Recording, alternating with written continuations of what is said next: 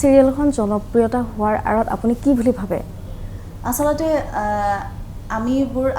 আমাক মানে মানুহে ইমান নিজৰ ঘৰৰ মানুহ বুলি ভাবে। আমাৰ খুব সহজ আচলতে আমাৰ কথাবোৰ আমি যদিও পুলিচ এখন থানাৰ আমি কাহিনী দেখুৱাই আছোঁ। সাধাৰণতে থানাবোৰ কি হয়, থানা বুলি ক'লে পুলিচ বুলি ক'লে মানুহে ভয় কৰে, কিন্তু থানাখনৰ মানুহখিনিৰ যিটো ব্যতিক্ৰমী জীৱনশৈলী, মোৰ এটা ব্যতিক্ৰমী জীৱন আছে। তেনেকৈ আগতে যিসকল আছিলে ধৰা, এতিয়া মানে প্ৰত্যেকৰে বেলেগ বেলেগ, আমি থানাত যদিও পুলিচ কিন্তু চবৰে এটা নিজৰ নিজৰ লাইফ, চবৰে এটা নিজৰ নিজৰ স্বভাৱ চৰিত্ৰ দেখাই থকা যায়। আৰু ইমান সহজকৈ সকলোৱে কৰে, ইমান সহজকৈ আমাৰ পল্লৱদাই লিখি দিয়ে, কাহিনীবোৰ ইমানেই সহজ হয়, মানুহে নিজৰ ঘৰৰ কাহিনী চলি থকা নিচিনা পায়।